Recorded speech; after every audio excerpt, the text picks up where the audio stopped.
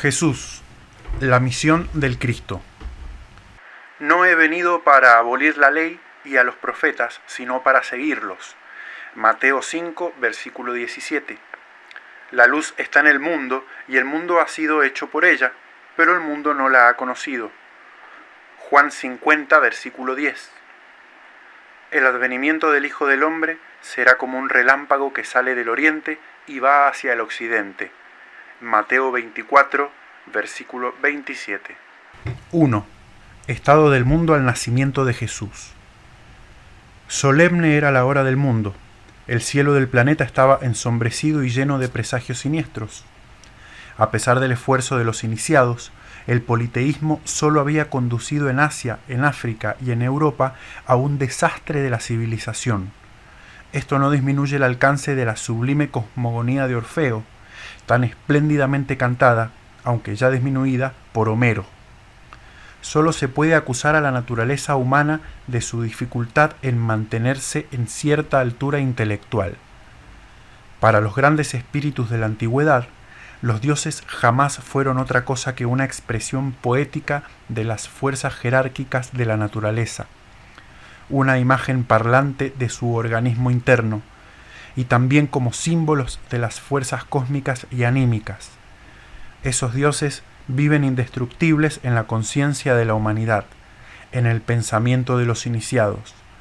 Esa diversidad de dioses o fuerzas estaba dominada y penetrada por el Dios supremo o espíritu puro.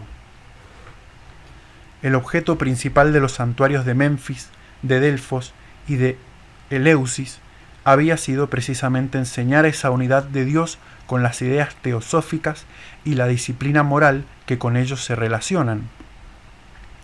Pero los discípulos de Orfeo, de Pitágoras y de Platón fracasaron ante el egoísmo de los políticos, ante la mezquindad de los sofistas y las pasiones de la multitud. La descomposición social y política de Grecia fue la consecuencia de su descomposición religiosa, moral e intelectual. Apolo, el verbo solar, la manifestación del Dios supremo y del mundo supraterrestre por la belleza, la justicia y la adivinación, se calla. Ya no hay más oráculos, más inspirados, más verdaderos poetas. Minerva, sabiduría y providencia, se vela ante su pueblo transformado en sátiro, que profana los misterios, insulta a los sabios y a los dioses, en el teatro de Baco, en las farsas aristofanescas. Los misterios mismos se corrompen, pues se admite a las psicofantes y a las cortesanas en las fiestas de Eleusis. Cuando el alma se espesa, la religión se vuelve idólatra. Cuando el pensamiento se materializa, la filosofía cae en el escepticismo. Así vemos a Luciano, microbio naciente sobre el cadáver del paganismo, burlarse de los mitos, después que Carneade desconoció su origen científico. Supersticiosa en religión, agnóstica en filosofía, egoísta y disolvente en política, ebria de anarquismo y condenada a la tiranía. He aquí lo que habría llegado a ser aquella Grecia divina, que nos ha transmitido la ciencia egipcia y los misterios del Asia bajo las inmortales formas de la belleza. Si alguno comprendió lo que al mundo antiguo faltaba, si alguien trató de elevarlo por un esfuerzo de heroísmo y de genio, fue Alejandro el Grande. Ese legendario conquistador, iniciado como su padre Filipo en los misterios de Samotracia, se mostró más hijo intelectual de Orfeo que discípulo de Aristóteles. Sin duda, el Aquiles de Macedonia, que se lanzó con un puñado de griegos a través del Asia hasta la India, soñó con el imperio universal, pero no al modo de los césares por la opresión de los pueblos, por el aplastamiento de la religión y la ciencia libres. Su gran idea fue la reconciliación del Asia y la Europa por una síntesis de las religiones apoyada sobre una autoridad científica. Movido por este pensamiento, rindió homenaje a la ciencia de Aristóteles, como a la Minerva de Atenas, al Jehová de Jerusalén, al Osiris egipcio y al Brahma de los indios. reconociendo, cual verdadero iniciado, la misma divinidad y la misma sabiduría bajo todos esos símbolos. Amplias miras, soberbia adivinación eran las de este nuevo Dionisios. La espada de Alejandro fue el último resplandor de la Grecia de Orfeo. Él iluminó el oriente y el occidente. El hijo de Filipo murió en la embriaguez de su victoria y de su ensueño, dejando los jirones de su imperio a generales rapaces. Pero su pensamiento no murió con él. Había fundado Alejandría, donde la filosofía oriental, el judaísmo y el helenismo debían fundirse en el crisol del esoterismo egipcio, esperando la palabra de resurrección del Cristo. A medida que los astros gemelos de Grecia, Apolo y Minerva, descendían palideciendo sobre el horizonte, los pueblos vieron subir en su cielo tempestuoso un signo amenazador: la loba romana. ¿Cuál es el origen de Roma? La conjuración de una oligarquía ávida en nombre de la fuerza brutal, la opresión del intelecto humano, de la religión, de la ciencia y del arte por el poder político deificado.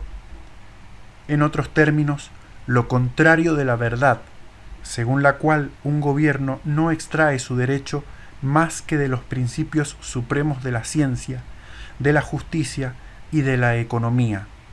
Este punto de vista, diametralmente opuesto a la escuela empírica de Aristóteles y del Montesquieu, fue el de los grandes iniciados, de los sacerdotes egipcios como de Moisés y Pitágoras. Ha sido señalado y puesto a la luz del día con mucha fuerza en una obra citada ya, Mission de Juifs, de M. Saint-Yves. Véase su notable capítulo sobre la fundación de Roma. Toda la historia romana no es más que la consecuencia de este pacto de iniquidad, por cuyo medio los padres conscriptos declararon la guerra a Italia al principio y después a todo el género humano. Eligieron bien su símbolo, la loba de bronce, que eriza su pelo salvaje y adelanta su cabeza de hiena sobre el Capitolio. Es la imagen de aquel gobierno, el demonio que poseerá hasta el final el alma romana. En Grecia, al menos se respetó siempre a los santuarios de Delfos y de Eleusis. En Roma se rechazó desde el principio la ciencia y el arte. La tentativa del sabio Numa, el iniciado etrusco, fracasó ante la ambición sospechosa de los padres conscriptos. Trajo consigo los libros sibilinos, que contenían una parte de la ciencia de Hermes. Creó jueces árbitros elegidos por el pueblo, distribuyó tierras, elevó un templo a la buena fe y a Jano, hierograma que significa la universalidad de la ley. Sometió el derecho de guerra a los feciales. El rey Numa, que la memoria del pueblo no dejó de querer por considerarle inspirado por un genio divino, parece una intervención histórica de la ciencia sagrada en el gobierno. No representa al genio romano, sino al genio de la iniciación etrusca, que seguía los mismos principios que la escuela de Menfis y de Delfos. Después de Numa, el Senado romano quemó los libros sibilinos, arruinó la autoridad de los flámenes, destruyó las instituciones arbitrales y volvió a su sistema en el que la religión solo era un instrumento de dominación política. Roma se convirtió en la hidra que devora a los pueblos con sus dioses. Las naciones de la tierra fueron poco a poco sometidas y expoliadas. La prisión mamertina se llenó de reyes del norte y del mediodía. Roma, no queriendo más sacerdotes que esclavos y charlatanes, asesina en la Galia, en Egipto, en Judea y en Persia a los últimos mantenedores de la tradición esotérica. Aparenta adorar a los dioses, pero en realidad no adora más que a su loba. Y ahora, en una aurora sangrienta, aparece a los pueblos el último hijo de esa loba que resume el genio de Roma, César. Roma ha absorbido a todos los pueblos. César, su encarnación, devora todos los poderes. César no aspira únicamente a ser emperador de las naciones, uniendo sobre su cabeza la tiara a la diadema, se hace nombrar gran pontífice. Después de la batalla de Thapsus, le votan la apoteosis divina. Luego, su estatua se erige en el templo de Quirinus, con un colegio de oficiantes que llevan su nombre, los sacerdotes julianos. Por una suprema ironía y una suprema lógica de las cosas, ese mismo César, que se hace Dios, niega la inmortalidad del alma en pleno senado. Es bastante decir que no hay más Dios que César. Con los Césares, Roma, heredera de Babilonia, extiende su mano sobre el mundo entero. Pero, ¿qué ha venido a hacer el Estado romano? El Estado romano destruye en el exterior toda la vida colectiva. Dictadura militar en Italia, extracciones de los gobernadores y de los publicanos en las provincias. Roma conquistadora se arroja como un vampiro sobre el cadáver de las sociedades antiguas. Y ahora la orgía romana puede manifestarse a la luz del día, con su bacanal de vicios y su desfile de crímenes. Comienza por el voluptuoso encuentro de Marco Antonio y de Cleopatra. Terminará por los desbordes de Mesalina y los furores de Nerón. Debuta con la parodia lasciva y pública de los misterios. Acabará con el circo romano, donde las fieras se lanzarán sobre vírgenes desnudas, mártires de su fe, en medio de los aplausos de 20.000 espectadores. Sin embargo, entre los pueblos conquistados por Roma, había uno que se llamaba el pueblo de Dios, y cuyo genio era opuesto al genio romano. ¿De qué procede que Israel, gastado por sus luchas intestinas, aplastado por 300 años de servidumbre, haya conservado su fe indomable? ¿Por qué aquel pueblo vencido se levantaba frente a la decadencia griega y la orgía romana, como un profeta, con la cabeza cubierta con cenizas y los ojos llameantes de cólera terrible? ¿Por qué osaba predecir la caída de los dueños del mundo, que tenían un pie sobre su garganta, y hablar no se sabe de qué triunfo final, cuando él mismo se aproximaba a su irremediable ruina? Era porque una gran idea vivía en él, la que le había sido inculcada por Moisés.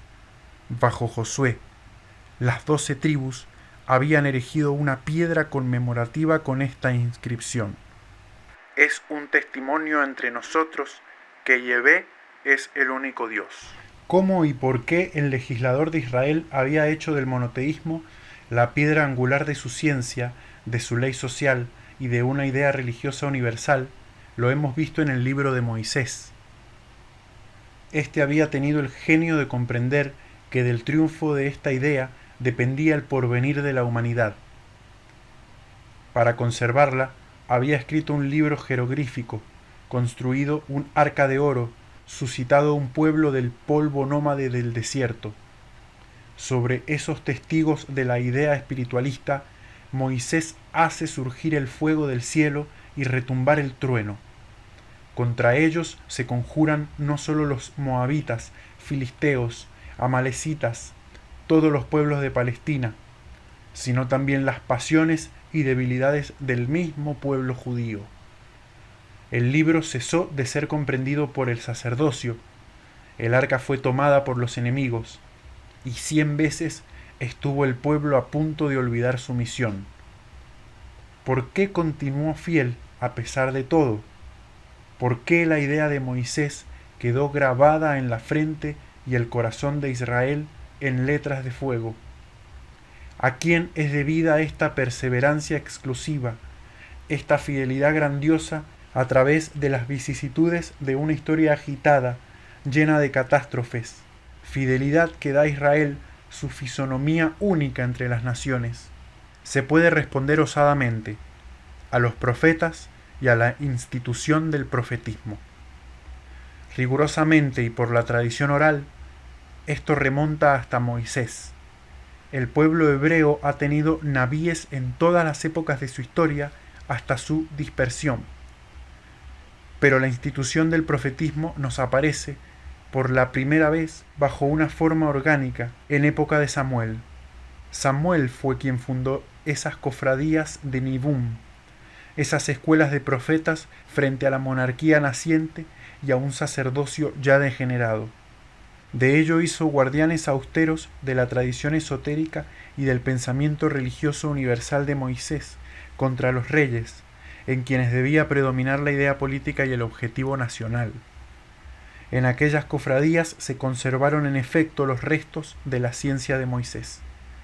La música sagrada con sus modos y sus poderes, la terapéutica oculta, en fin, el arte de la adivinación que los grandes profetas desplegaron con una pujanza, una alteza y una abnegación magistrales. La adivinación ha existido bajo las formas y por los más diversos medios en todos los pueblos del antiguo ciclo.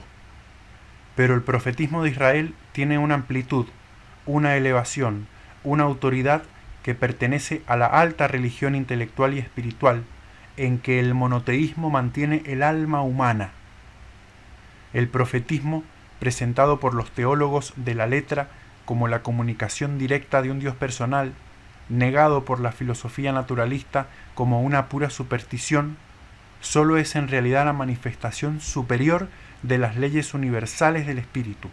Las verdades generales que gobiernan al mundo, dice Ewald en su hermoso libro sobre los profetas, en otros términos, los pensamientos de Dios son inmutables e inatacables, completamente independiente de las fluctuaciones de las cosas, de la voluntad y de la acción de los hombres.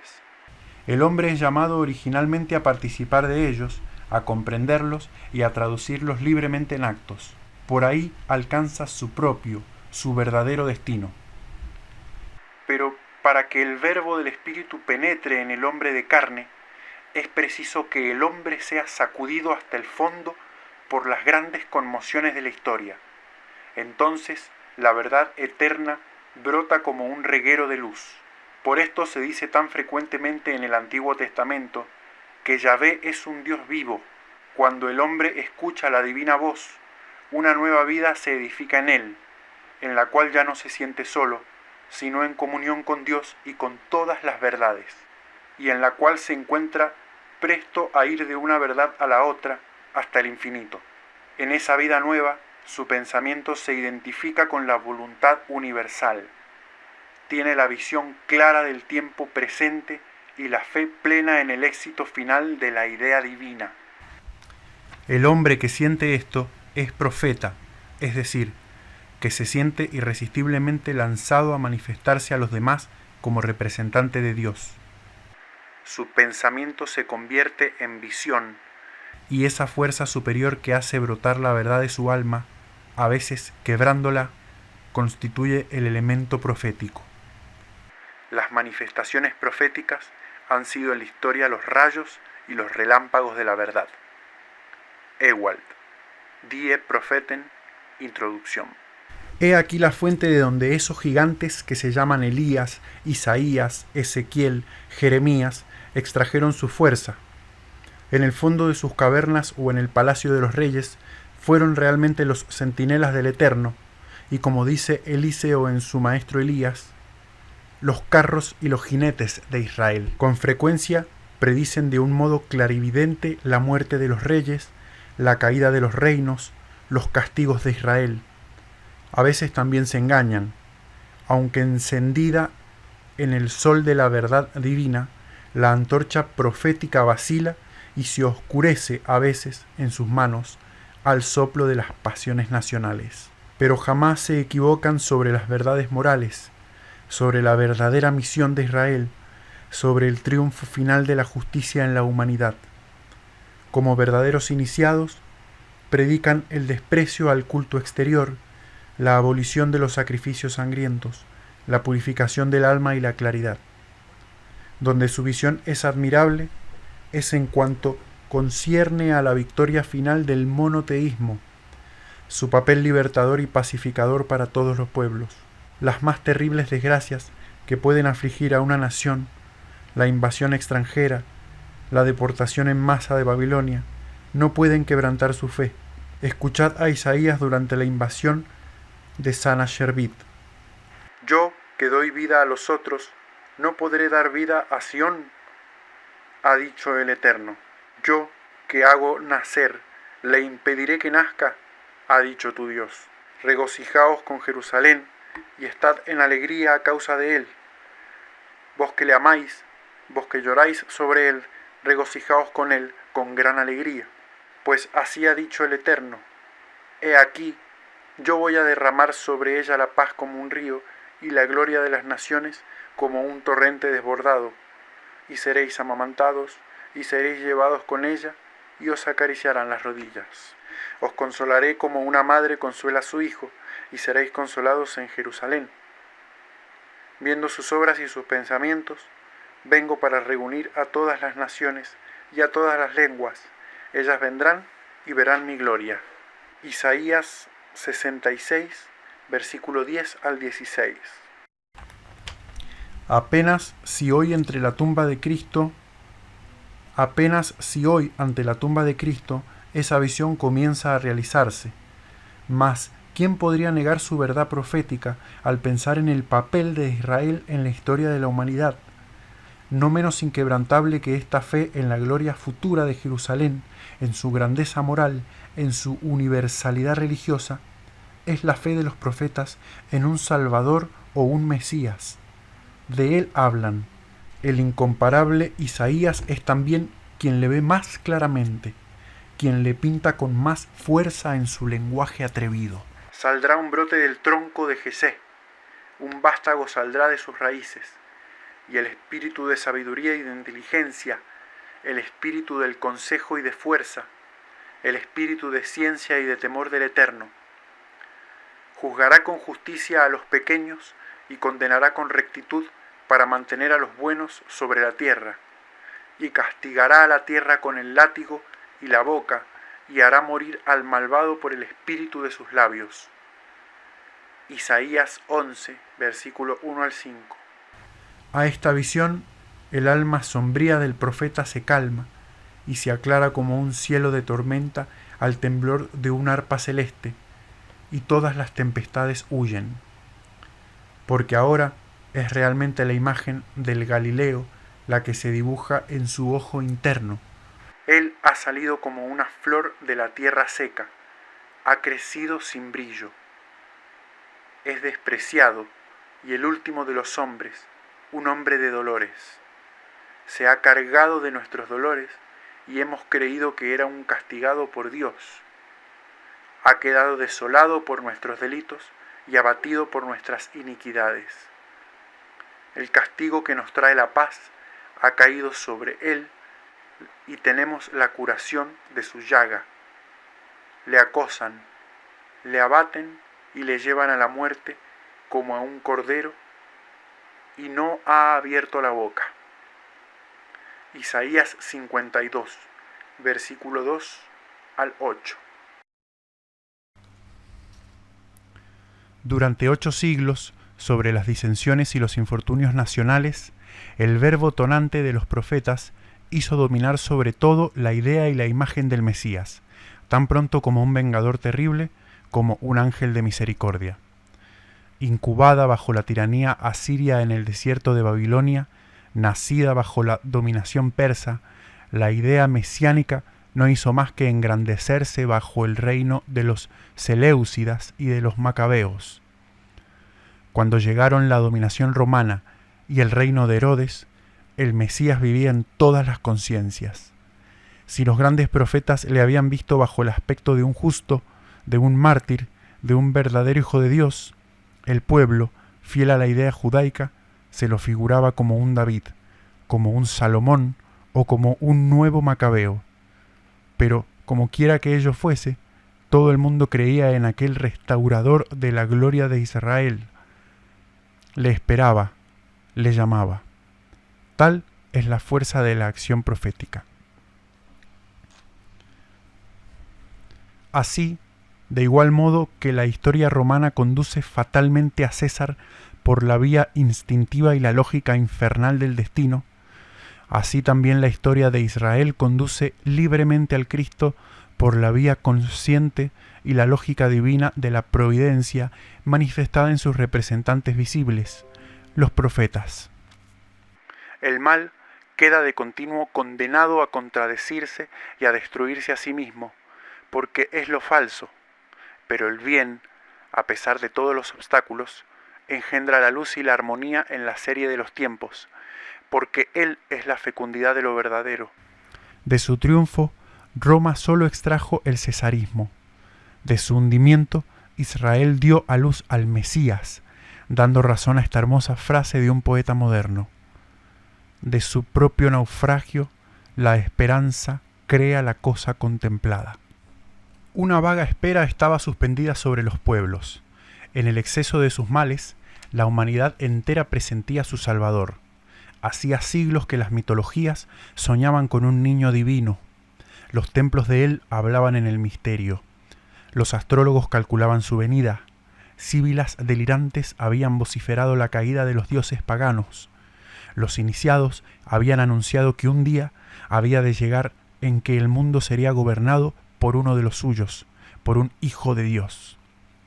Tal es el sentido esotérico de la bella leyenda de los Reyes Magos, viniendo del fondo del oriente a adorar al niño de Belén. La tierra esperaba un rey espiritual que fuese comprendido por los pequeños, los humildes y los pobres. El gran Esquilo, hijo de un sacerdote de Eleusis, estuvo a punto de perecer a manos de los atenienses, porque se atrevió a decir, por boca de su Prometeo, que el reino de Júpiter destino terminaría. 4 siglos más tarde, a la sombra del trono de Augusto, el dulce Virgilio anunció una edad nueva, soñando con un niño maravilloso. Ha llegado esa última edad predicha por la Sibila de Cumes. El gran orden de los siglos agotados vuelve a empezar. Ya vuelve la Virgen y con ella el reino de Saturno. Ya de lo alto de los cielos desciende una raza nueva. Este niño, cuyo nacimiento debe desterrar el siglo del hierro y traer la edad de oro al mundo entero, dígnate, casta Luciana, protegerle. Ya reina Apolo tu hermano. Mira balancearse el mundo sobre su eje quebrantado. Mira la tierra, los mares en su inmensidad, el cielo y su bóveda profunda, la naturaleza entera estremecerse con la esperanza del siglo futuro. ¿Dónde nacerá ese niño? ¿De qué mundo divino vendrá su alma? ¿Por medio de qué relámpago de amor descenderá a la tierra? ¿Por qué maravillosa fuerza? ¿Por qué sobrehumana energía recordará el cielo abandonado? ¿Por qué esfuerzo gigantesco sabrá resurgir desde el fondo de su conciencia terrestre y arrastrar tras sí la humanidad? Nadie hubiese podido decirlo, pero le esperaba. Herodes el Grande, el usurpador idóneo, el protegido de César Augusto, agonizaba entonces en su castillo de Cipros, en Jericó, después de un reinado suntuoso y sangriento que había cubierto la Judea de palacios espléndidos y de hecatombes humanas. Expiraba de una horrible enfermedad, de una descomposición de la sangre, odiado de todos, roído de furor y de remordimientos, frecuentado por los espectros de sus innumerables víctimas, entre las cuales se encontraba su inocente mujer, la noble Mariana, de la sangre de los macabeos, y 3 de sus propios hijos. Las 7 mujeres de su harem habían huido ante el fantasma real, que vivo aún olía ya a sepulcro. Sus mismos guardias le habían abandonado. Impasible, al lado del moribundo, velaba su hermana Salomé, su mala inspiradora, instigadora de sus más negros crímenes. Con la diadema en la frente, el pecho chispeante de pedrerías, en actitud altiva, espiaba el último suspiro del rey, para coger el poder a su vez. Así murió el último rey de los judíos. En aquel mismo momento acababa de nacer el futuro rey espiritual de la humanidad. Herodes murió el año 4 antes de nuestra era. Los cálculos de la crítica concuerdan hoy en hacer remontar a esa fecha el nacimiento de Jesús. Véase a Kein das Leben Jesu. Y los raros iniciados de Israel preparaban en silencio su reinado, en una humildad y oscuridad profundas. El trabajo hecho desde hace 100 años por la crítica sobre la vida de Jesús es uno de los más considerables de estos tiempos. De esto se encontrará una exposición completa en el luminoso resumen que ha hecho M. Sabatier, Diccionario de Ciencias Religiosas, por Lichtenberger, tomo 7, artículo Jesús. Ese hermoso estudio da toda la historia de la cuestión y señala con precisión su estado actual. Recordaré aquí sencillamente las dos frases principales que ha atravesado con Strauss y Renan para mejor establecer el punto de vista nuevo en que me he colocado. Saliendo de la escuela filosófica de Hegel y relacionándose con la escuela crítica e histórica de Bauer, Strauss, sin negar la existencia de Jesús, trató de probar que su vida, tal como se cuenta en los evangelios, es un mito, una leyenda creada por la imaginación popular para llenar las necesidades del cristianismo naciente y según las profecías del Antiguo Testamento. Su tesis, puramente negativa, defendida con extrema ingeniosidad y profunda erudición, se ha visto que era cierta en algunos puntos de detalle, pero absolutamente insostenible en el conjunto y sobre los puntos esenciales. Además, tiene el grave defecto de no explicar el carácter de Jesús ni el origen del cristianismo. La vida de Jesús de Strauss es un sistema planetario sin sol. Hay que concederle, no obstante, un mérito considerable, el de haber trasladado el problema desde el dominio de la teología dogmática al de los textos y la historia. La vida de Jesús de Renan debe su brillante fortuna a sus altas cualidades estéticas y literarias, pero también a la audacia del escritor, que ha osado hacer de la vida del Cristo un problema de psicología humana. ¿Lo ha resuelto? Después del éxito deslumbrador del libro, la opinión general de la crítica ha sido que no. El Jesús de M. Renan comienza su carrera como dulce soñador, moralista entusiasta y cándido. La termina como taumaturgo violento, que ha perdido el sentido de la realidad. A pesar de todos los cuidados del historiador, dice M. Sabatier, resulta la marcha de un espíritu sano hacia la locura. El Cristo de M. Renan flota entre los cálculos del ambicioso y los ensueños del iluminado. El hecho es que llega a ser Mesías sin quererlo y casi sin saberlo. Solo se deja imponer ese nombre para complacer a los apóstoles y al deseo popular. No es con una fe tan débil como un verdadero profeta crea una religión nueva y cambia el alma de la tierra. La vida de Jesús de M. Renan es un sistema planetario iluminado por un pálido sol, sin magnetismo vivificante y sin calor creador. ¿Cómo Jesús llegó a ser Mesías? He aquí el problema primordial, esencial en la concepción del Cristo. Precisamente es en él donde M. Renan ha vacilado y tomado un camino de traviesa. Theodore Kein ha comprendido que era preciso abordar este problema de frente. Das Leben Jesu, Zurich, 1875, tercera edición. Su vida de Jesús es la más notable que se ha escrito después de la de M. Renan. Ella aclara la cuestión con toda la luz que se puede sacar de los textos y de la historia, interpretados exotéricamente.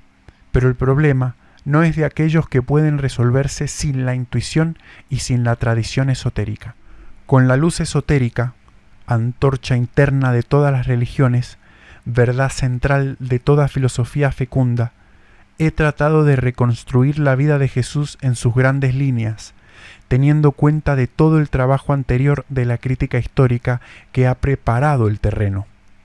No tengo necesidad de definir aquí lo que entiendo por el punto de vista esotérico, síntesis de la ciencia y de la religión.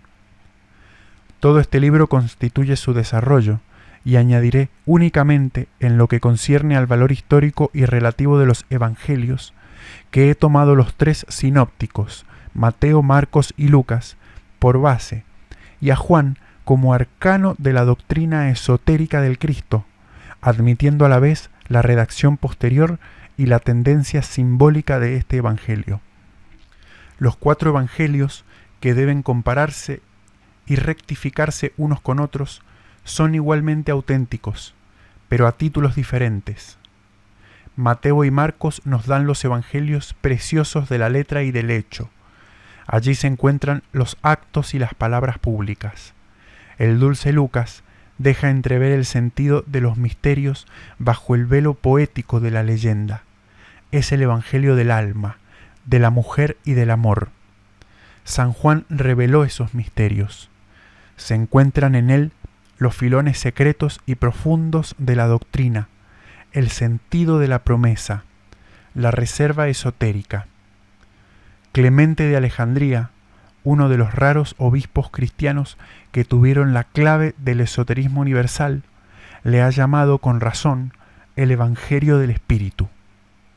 Juan tiene una visión profunda de las verdades trascendentales reveladas por el Maestro y una manera poderosa de resumirlas.